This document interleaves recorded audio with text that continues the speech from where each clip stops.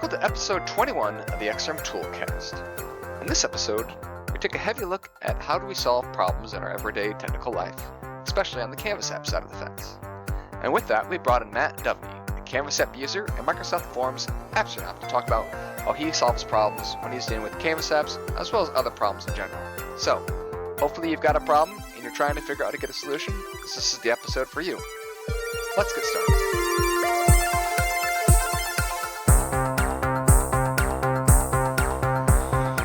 Welcome to another episode of the XrmToolCast. With me, your host, Daryl, always raising the bar, and Jonas can't wait to go see the XFL next month wrap. Jonas, how you doing? It's good, thank you. Well, I'm hoping we'll get there, depending on the virus situation and so on. But yeah, looking forward to some XFL action. Yeah, we're gonna go check out a game while we're up in Seattle for the MVP Summit. They also had their rankings their TV ratings take a nosedive too. So I'm hoping that they continue to be a viable economic option until then. They should be. They've got our money. They should be good, right? They should be. Yeah. So today's episode is maybe a little bit more different than previous episodes, in that rather than having a specific tool we're going to talk about a whole range of tools, or just a way to solve our problems. So the idea of this was just if you've been around in the software industry very long, before the Googles of the world and the search engines of the world, everybody had like a giant book that was like, VB, advanced BV topics or C topics. Everyone had this giant book sitting at their desks for all their references, and that was how they solved their problem. They go look on that book, or they buy another book. With this wonderful thing called the internet, all those books usually stay at the office, and now they are ways to raise or lower your laptop or your monitor, so everything's level. I don't know how many like SharePoint Administration 2005 or whatever books I've seen laying around offices that are used for leveling your visual setup. But so we're just kind of gonna go through some tools that we use to go through and solve to figure out answers to our questions, I guess you can say. And in honor of that, we have a special guest that I brought in, Matt Devaney. He is a Appstronaut, which means he's answered a lot of questions, I think is really what it is, and gotten a lot of kudos on primarily the Canvas app forms for Microsoft. So Matt, how you doing? Hey, I'm doing great. Thanks for having me on the show, Daryl and Jonas. Thank you. So Matt, you hail from Canada, correct? Yeah, the land of ice and snow, the Great White North. Yeah. Now, I've got a little bit of snow outside my window today, but it's just, it's like 1 degree Celsius probably outside, or zero. It's, it won't last very long. What's your temperature sitting at? I think it's about minus 10 degrees Celsius, so I like to call that shovel the snow in your t-shirt weather. Okay. All right. Yeah. I did run 3 miles in the snow today, and that was still well, I didn't really enjoy it, but it's a lot better in the rain, so Nice. So I'll do that. I'm just so jealous of you guys. Stuff from Sweden, this is supposed to be the land of winter and stuff.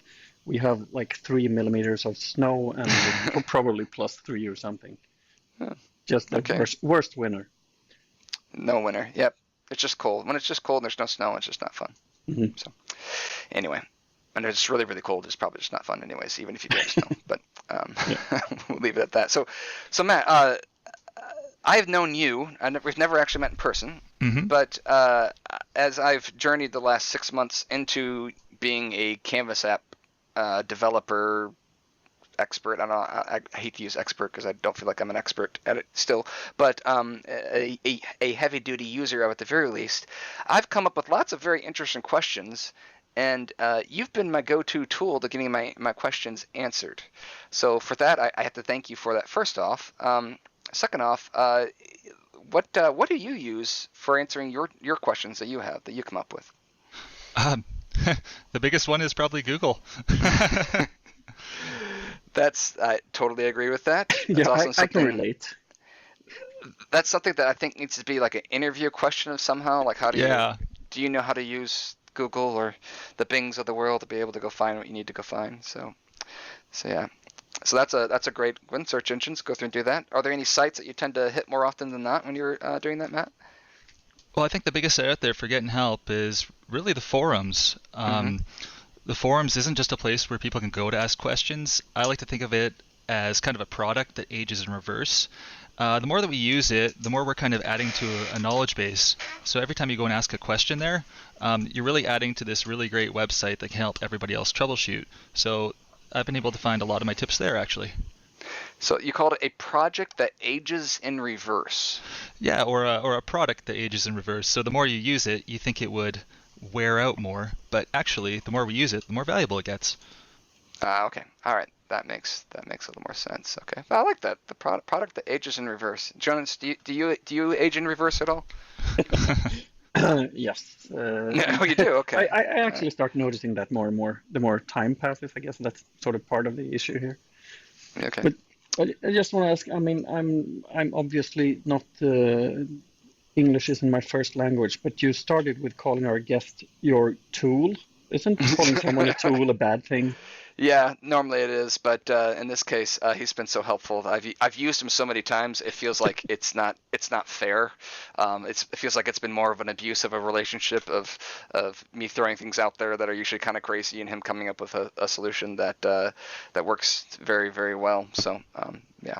But I guess that's part of the whole thing with the community and the forums and so on. I mean, what goes around comes around.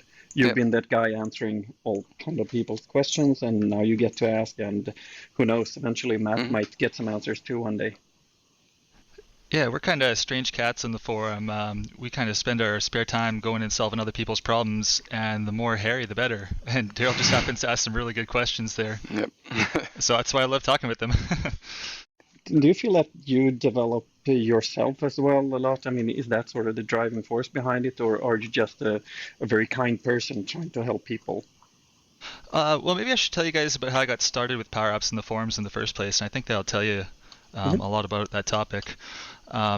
So I started with Power Apps about 8 months ago. A colleague in my office recommended that I check out Power Apps so we could build some apps for our team.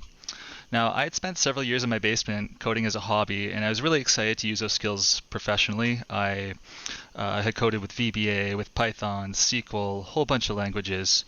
So I started out watching the edX course that has Shane Young and a bunch of his videos on YouTube and a couple other videos. But I actually had a really big problem when I was getting started. And do you know what that problem was? It was motivation. I was really bored at relearning the basics of programming. How many languages would you guys say you've had exposure to, Daryl and Jonas?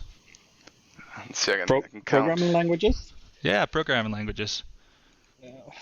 5 to 10 somewhere. Somewhere, yeah.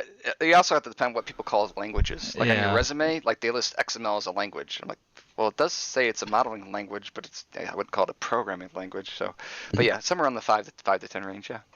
Okay, so when you learn a new language, the first thing that you realize is a lot of the topics you learned in past languages are the same in this language, and that's really great for getting to know it, but it kind of makes it a little bit more, boring to learn because you're not learning something new. So Well, usually you don't go through and try to learn the whole language. You just go, I know how to do this and this, and so you Google, how do I do this in this language, and you just baby step your way forward rather than trying to sit down and learn everything all over again. At least that's the way that I've managed to fudge my way to victory. And I think that's a better way to go, but here's what I did. I thought that maybe instead of watching videos, I could learn Power Apps by answering forum questions. So each question was going to be like a little bit of a mini challenge that I could use to motivate myself. I could pick topics I was interested in and get exposed to different edge cases I might not encounter in my own environment, and I'd be helping others along the way, so it was kind of a win-win.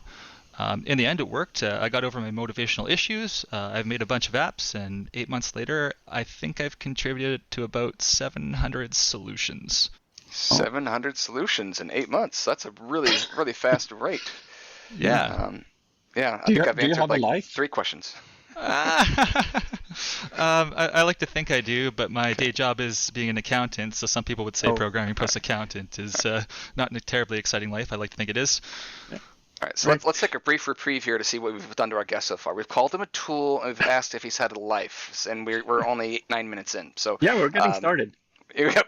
We're doing great. Yeah, This is but great. I just want also to clarify both myself and to the listeners here. When you're talking about Power Apps, are you talking about all three pillars with the model-driven portals and Canvas apps, or are we strictly talking about Canvas apps? I'm really just a Canvas apps maker. Okay. I also get into a bunch of Flow stuff, and the place I really started was Power BI. So Okay. I know 3 out of the 4 Power Platform tools. Yeah. All right. Wow. Yeah. Thanks. That's good. So I find it very interesting your little your foray into their knowledge you've gained through that, because you spent time coding in your basement. What did you do in your basement that you were coding with? A whole bunch of Python stuff. So in my day job, I work with a lot of data. So I thought it'd be a great idea to make some data transformation tools. You kind of ingest stuff in, do a bunch of transforming of it, and spit it out for a report. I also like to make games too. Okay. Basic word search games, number games, that type of thing. All right. So that's very interesting how that how the drive of doing some stuff that's business related, and the other stuff of just doing things that's plain old fun, it just has spurred so many people on to becoming a better developer than what they were, or actually just getting started in development. So that's interesting. So we've mentioned the Microsoft Forums as a good place to get your questions answered. I kind of stayed away from them forums when they kind of started up here at the Power Platform about, I guess, a year and a half ago, because I was kind of upset that they weren't using some of the tools that are already out there. And for me, as a developer, that was always Stack Overflow. It just seemed to have the most users, and even now, the organization of Stack Overflow, I feel, is way, way better than the organization of Canvas apps. Because now you have, like, if you want to ask your question, you have one spot to put it in, and it's very hard to do any sort of filtering and only be interested in like one part of it. Let's say I want to answer SharePoint integration with Canvas apps, or let's say I want to answer how to do something with the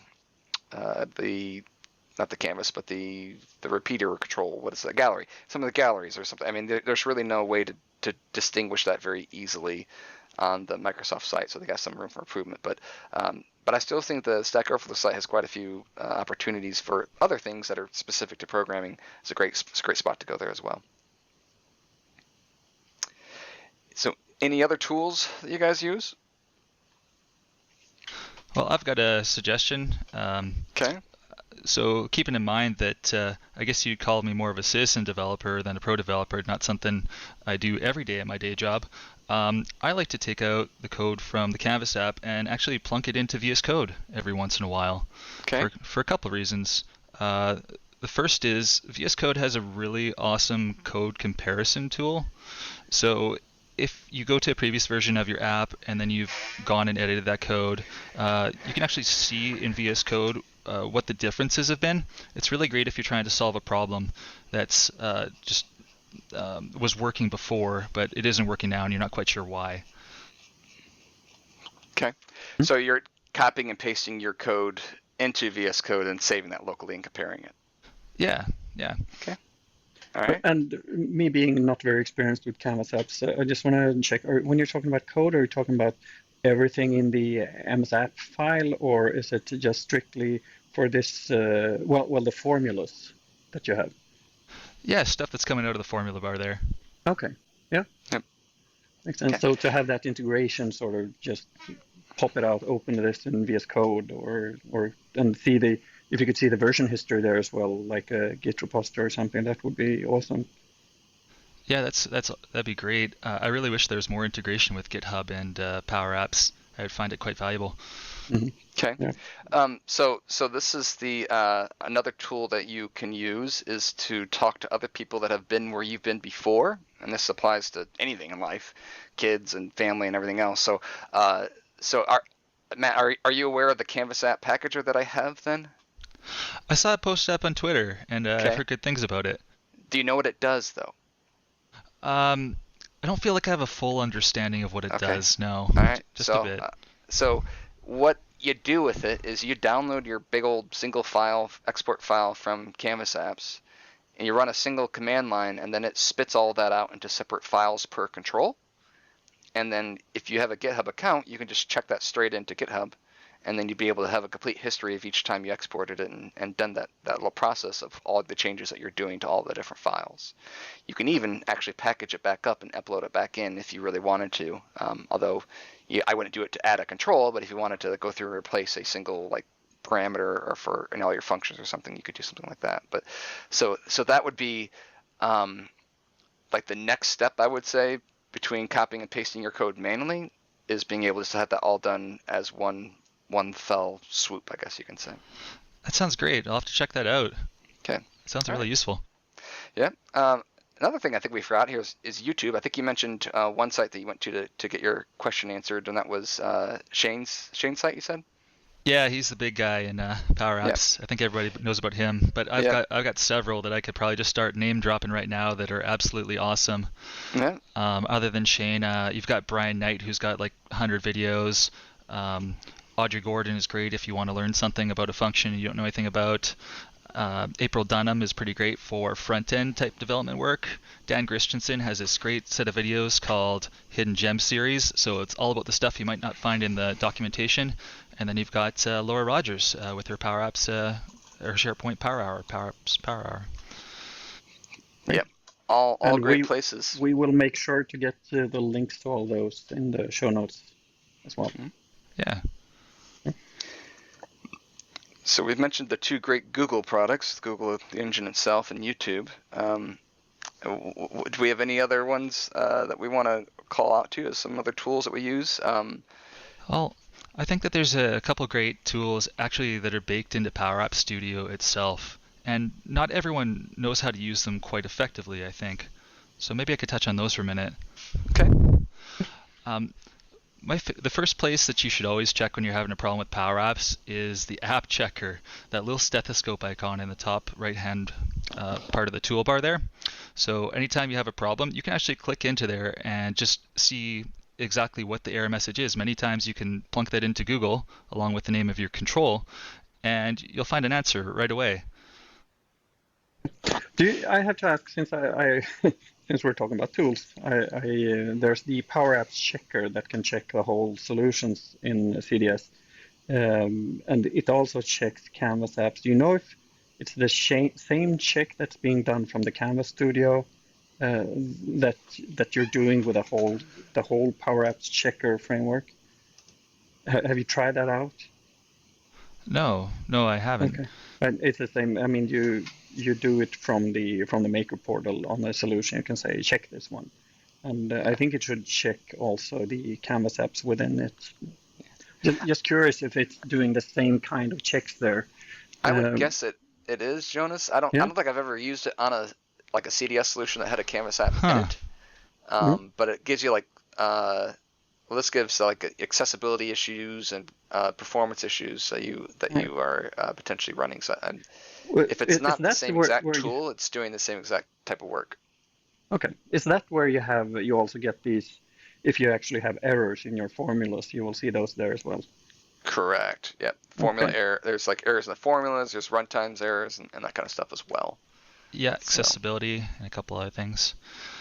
And that kind of leads me to the second in-app tool that I wanted to mention, which is live evaluation in the formula bar. So not everyone really sees this as a tool, but I think it's a great one. So any formula that you've written into the formula bar, let's say it's a logic statement, you can highlight over that section of code with your mouse, and it actually evaluates in real time. That would be the IntelliSense. I love that part. It's great. Yeah, and where you actually see what the evaluation results in, not just getting code insight or IntelliSense, but actually seeing what will this evaluate to. I love that part. Yeah, back in the old days, we used to have to comment out sections of our code and then compile it and execute it to figure out what's happening and troubleshoot. But now you can just mouse over. You can even see what the current state of things like variables and collections are as well. Mm-hmm. I think that part to me as a developer, and I guess Daryl has faced this a lot too, is this sort of, you're not ever really in design-only mode because every variable has its value, even in the designer. So that's the whole aspect of that is kind of new and could in the beginning hard to grasp for me as a developer, or sort of the other kind of developer from beginning. Yeah, so you're saying before you'd have to compile the app, maybe you could run the app and then you like debug the app, and now you're in a completely different experience and you couldn't do the same thing at the same time. Or Canvas apps is like, no, we're just gonna grab whatever data and start using it while you're like working in it, and it feels almost like an abuse sometimes. We shouldn't be doing this, but it makes it really, really nice to be able to figure out what it's going to look like, what values you're missing, and all that other kind of fun stuff. So yeah, they've done some very nice features with the Canvas App Studio that is very impressive, actually, I would say. So good point. I guess this formula, I don't know what it's called even. That's something you still activate by advanced settings for every specific Canvas app, right? The formula bar, you mean? Yeah, there's something in enhanced formula bar evaluation thingy. There is a one that's an experimental mode. Is that what it is, or is there another setting you're talking about? No, I think that's the one, but I'm not sure if that needs to be activated for each and every Canvas app you're working with. Not for this particular tip, no. Okay. No. Good. Yeah. There is an enhanced formula bar. That's what I'm thinking of. That one actually has a scroll bar in it, so you can scroll through the code if you want to. But I used it when it first came out, and it just had lots of other errors with it, made it kind of unusable. So I've stopped using it. I haven't checked it out in a while. I'm sure they've updated it quite a few times since then. So I probably need to turn that back on and see if that's reusable. Because actually, one of the things that they broke was the automatic highlighting of code. So if you like select something in the formula bar, it will select it everywhere in that formula. So if you've got a variable, you can see every single place that name is used everywhere. That feature was broken in that one, and I used it so much I had to go back to not having a scroll bar, which was the lesser of two evils, I guess. So, all right, those are all good tips, Matt. Here's a tip that I do for getting my question answered. Yeah. Try to come as famous as you can on the social networks. Then when you post a question to the forums, link it to your social networks to get other people interested and looking at it in a quicker, real-time sort of scenario. That's been something that I don't want to call it an abuse of my power, but a great weapon that I have in my toolbox to use for getting my questions answered is to first ask the question on some place where everyone can access it and comment on it, but then point to it from the Twitterverse or the LinkedInverse world to point people to that. But for those that aren't MVPs and are just getting started, you can always, if you have an interesting question, you can always ping someone particularly and say, hey, I think this is a good question. Do you know this, or would you be able to share this? And you can ask someone to help you with that. So yeah, just again, having people tend to be very good ways to get your questions answered as well, and getting those connections. So. Yeah, and maybe I could talk for a moment about how I feel is a great way to ask a question, because sometimes I see people having difficulty with that. So yeah, there's a couple steps to it. When you're asking a question on the forums, first of all, you want to make sure that you're asking the right audience. So we got 7 different forums on the Power Apps community. Most of the questions are going to go into the general forum, but then we've also got these 6 other specialty communities: Common Data Service, AI Builder, Power Apps Components Framework, Portals, so on and so forth. And when you're asking a question about those topics, you generally need some deeper knowledge to go ahead and get a response. So if you go and ask them in the general forum, chances are you're not going to get a kind of a call back there. So it's important that you go ask it in the right place. Second part is how do you ask a question well? Well, there's kind of 4 steps to it. The first is you want to tell me what your goal is. So make sure that you have kind of a meaningful title, so that when I go scan the forums, I quickly know if it's something I can chime in on. Next part is when you're asking a question, keep in mind that the person you're asking it to can't see your app. You've got to be their eyes and ears. So what I want you to do is tell me step by step how should the app work, kind of like a script. And then where does it break, right? Where does the fault happen? And the final part about that is like, what have you tried so far? Knowing this type of stuff will really help me get to the solution quicker most times. So here's something that I just thought of with that. Has anyone ever heard of talking to a duck before to get your questions Absolutely. answered? You need your rubber duck on the desk. The rubber duck, yes. The rubber duck on the desk is just to talk to someone. And about half the questions that I ask on the forum, I don't actually ask because I realize my app's really big and hairy. I can't ask it in a good way, so I create a tiny app that I can easily post and share and whatever, and I don't have anything else messing with it. And so I usually will make a tiny app just as a prototype to be able to even ask the question. And then once I've removed all that extra excess stuff and I get to the point where, all right, so this is how this should work, and I actually go through and define it in my mind, I actually figure out the answer to my question itself. So, yeah, just even formulating and trying to have a really good question and being able to make sure you've gone through a lot. What you mentioned there, Matt, of this is what I tried, this is how it should work, this is what I'm expecting, and you would think it was doing this, but it's not. And that's the one that I usually go, you think it would be doing this, and it's not. Like, oh wait, no, it is doing that, so it's not that. And so that tends to be something to get your question answered as well, is to do some duck calling. Yeah. I'm still amazed how hard it can be to describe a problem properly. I mean, even today I had a colleague who's been a consultant working with customers for years, and he came to me. He was trying to do something. I think it was actually with one of my tools, and it didn't work. So he came, yeah, I tried this, and it doesn't work. It's like, okay, it doesn't work. Why did you switch on the laptop? And then, well, there was an error. Okay, what did the error say? So I had to walk to his desk, read the error message, which stated very clearly what the problem was.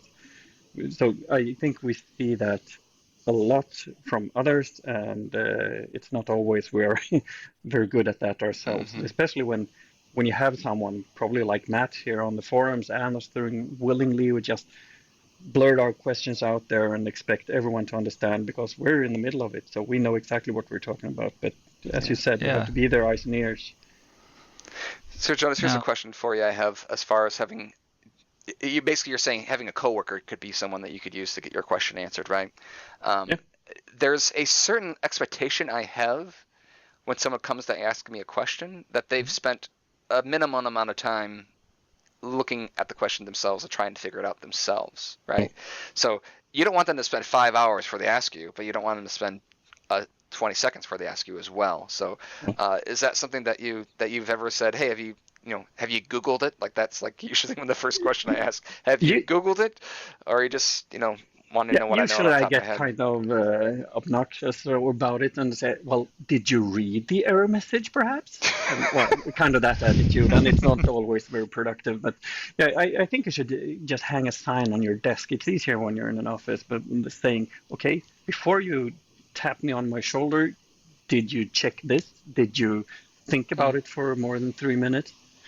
Then it's okay to tap my shoulder. And if the answer is yes to all those things, I want to hear your question because it must be interesting. Or maybe it's about something that I wrote and you didn't understand it because I did it poorly and I need to learn. So it's funny because I think a lot of times people are very cautious about doing that because they put you on a higher level than what you actually are. And so they don't want to bother you or to ask you something that you would think would be dumb when you're like, no, it's a question you have. It must be a good question, and as long as you spent a little bit of time thinking about it and you still haven't figured it out, it must be a great question. So let's figure it out together. So yeah. And there's kind of a trade-off there. If the first thing that you do is go ask another person when you're having a problem, I find I don't actually learn as much as if I were to go and sit down at my computer and try a couple things, search Google, find some other way first.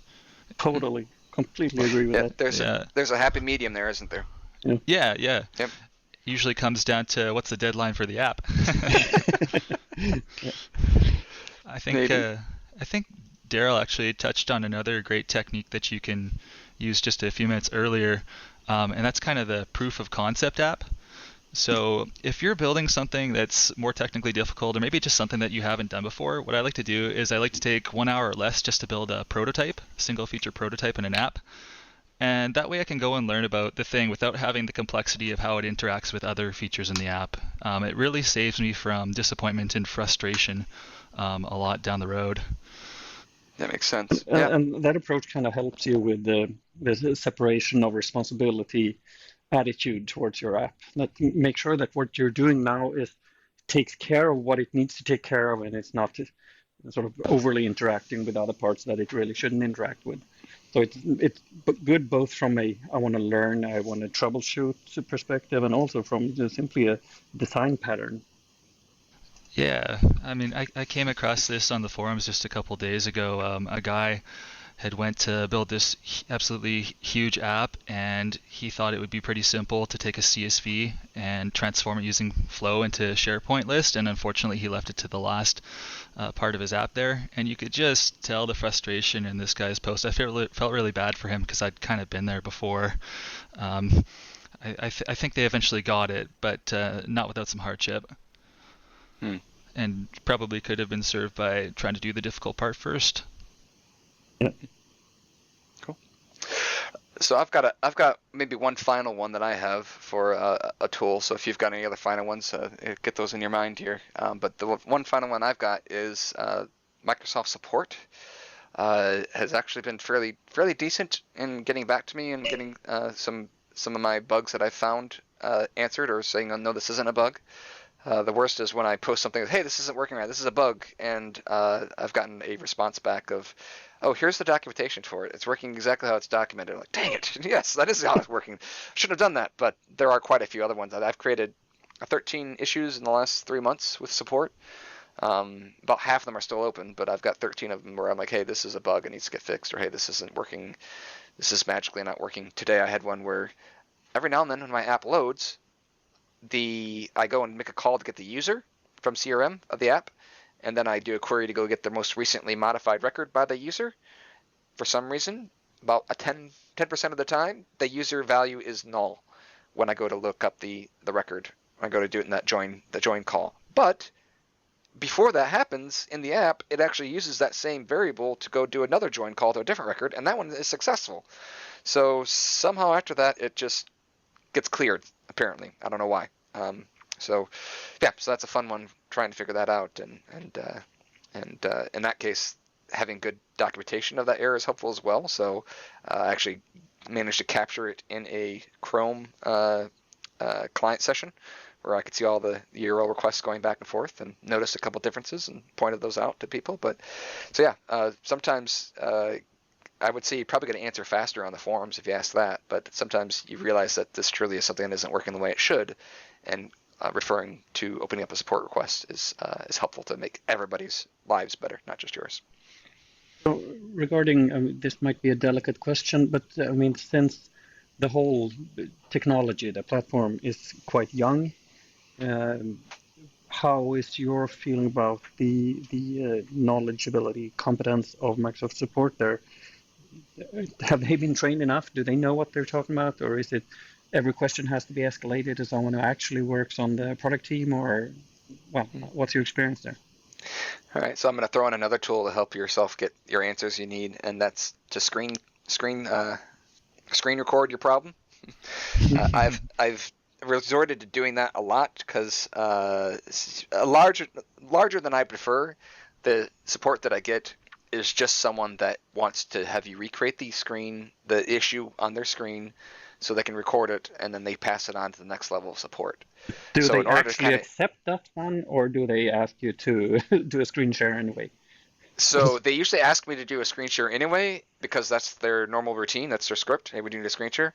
And I've just refused them and said, no, here's the video. Go and check out the video and get it to work. There was one where they checked out the video and they didn't follow exactly what I did in the video. Like, no, it works just fine. And so I had to go through and do another demo app and then sit through and do it with them. And so once I did that, then yes, I went to the next one. So it can be frustrating. At times you can get, it just kind of depends on the person that you get. So if you're having someone that just doesn't seem to be getting what you're trying to say, you can always ask to see if there's someone else that you could transfer the case to too. So I have to ask you the tool you're using there to do the recording, because I don't know how many times I've submitted a support request and they say that, well, we cannot open MP4 files, or we cannot access the screencast link or whatever. So how do you send them the videos? Yeah, that's one where I said, well, it's publicly available. Go find somebody that can figure it out and go get it. Yeah, I've said that okay. a couple times. So Do yeah, it on your phone. yeah. Generally, I've done screencast.com Yep. because that's just a part of the built-in. What is it? Codesmith. What's the TechSmith. screen? TechSmith. Yeah. TechSmith. Whatever that tool is for doing screen recordings. It's really easy to do. So. Yeah. Okay. And I think some of those tips that you just shared are actually great ways to interact on the forum too, especially screenshots and GIFs and videos, going back to the point that being the eyes and ears of another person. Yep, and Microsoft cares very, very much about the session ID and the application ID when you submit your ticket as well. So that's another thing to So make then sure that... I need a tool tip from you guys who knows this. How do I find that session ID, or was it session ID? There's two things. There's the application ID and there's the session ID. All right. So So how do I find them? So in the actual studio, if you go to the top left option, was that File? If you go to File, and then you go to Settings, not Settings, File Account, Yeah. there is Diagnostics, and you click Session Details. You see the session ID there. Okay. If you want to be nerdier, you can open up your Chrome Developer Tools, and any URL requests that are posted will include the session ID in that as well. I'm not sure how you get the session ID, like if you're using like the web player. If you're a user. Yeah, if you're a user, if you're using the web player, I'm not sure how they get the session ID. Matt, maybe you can chime in on that one. But the application ID is something that you just go to the details of the application and it gives you the application ID. Okay. Is there a way to expose the session ID in your app? Like, say, if you want to include it as part of a little handy help menu someone could go to if they run into a problem? That basically sounds like a question that I would ask and hope you would answer for me, Matt. But as far as I know, no, there's not. Okay. But I it's think something there that is... should be, because I found this blog a while ago who shows you how to display the current published version, the version you're running. It does some magic stuff behind the scenes there, but I'm assuming you might. It gets it from the app information, so I guess you could find the session ID there as well. Yeah. Well, the version of the app versus the version of the actual session may be something that's different, because it's probably different. But I mean, since you can find that kind of metadata, I think it would make sense if you could find the session ID as well somewhere there. Yeah. I've got another tool to share. Okay. And this one might fall more into the category of shameless plug. I hope you're all right with that. That's how we actually end, is if you have any shameless plugs. So why don't we go ahead and use this as our transition? So Matt, what shameless plugs do you have before we leave? Yeah, sure. So I've created this tool called the Collections Cookbook. It's 50 visual examples of how to use collections and code that you can copy and paste into your own projects. I was finding that collections were one of the toughest concepts to understand in Power Apps. Really what they are is just tables of data, and some people might call them arrays. But what's difficult about them is figuring out how to transform them into the new table that you want. So I thought, hey, wouldn't it be great if there was a tool that you could go to and take a look for anything that you want to do, and it's in plain English, by the way, right? So if you want to say, I want to go add a new column to this collection, you could just look it up as add a column rather than go find the specific Power Apps function. Or I want to add a row number to each section of my collection. You can go ahead and do that there too. So, I mean, there's 50 examples in there. And like I said, if you want to use it in your app, all you do is you copy the code out of this workbook and replace the collections with your own collection names in your app, and it just works. That's very helpful, especially for newbies to the collections. Does it also give you, do you have an example in there how to add a row number to your collection as well? Oh yeah, that's one of the biggest tips there. Yeah, for sure. That's that I don't understand. That's like that needs to be like the next thing that Microsoft adds, is adding a row number to your collection. That's just something that's done, because you use it all the time. Like, how many times would you like to highlight every other row in a gallery? Well, probably quite a bit. So if you had a row number, it'd be super easy to do that. But so it just takes a lot of kind of hacks to go through and do that. But yeah. And that brings up even another one. I know we're trying to end, and I'm coming up with more tools here, but just the actual docs is very helpful as well to kind of figure things out. Of definitely searching for whatever variable, whatever function that you're thinking of. I need to be able to do something like that. Does that exist? Like I needed to use I need to have a signature thing. Well, what is the signature thing? And I was able to find it on the doc. Oh, okay, here we go. That's how I can go figure that stuff out. So. Yeah, but that is an awesome cookbook. I did look. I took a few swipes at that. I'm like, I wish I had that when I started 6 months ago. But yeah, maybe I should tell everyone where they can go find it. It's on the Power Apps community website. If you go to the galleries, community app samples, you'll see it right there at the top. Okay. At the top. Yeah. It's actually got the most kudos out of any app there. I sound like I'm bragging, but. I had really low expectations for the thing.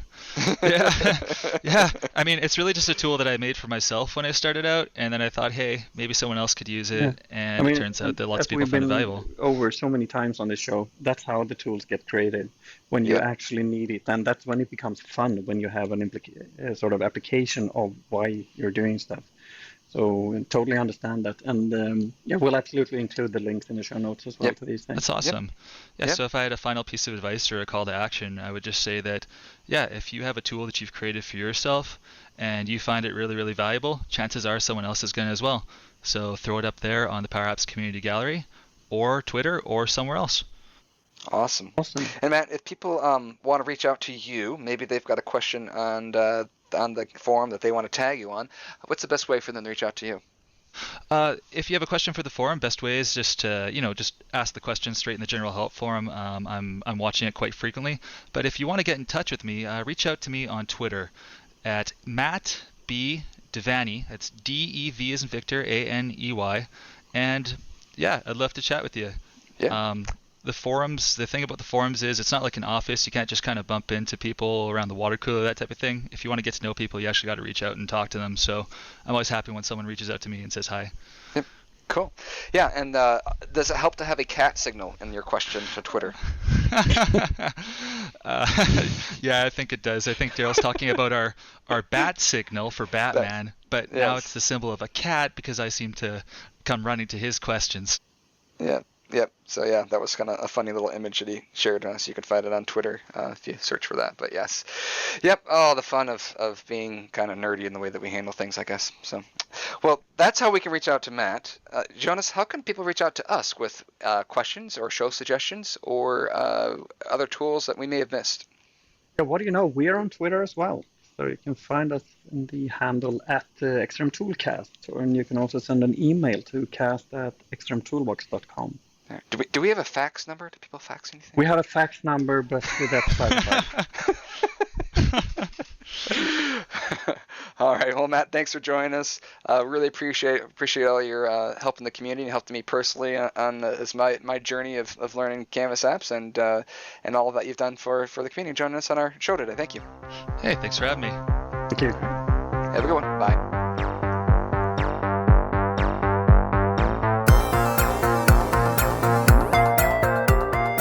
This has been the XrmToolCast with Jonas Rapp and Daryl Labar.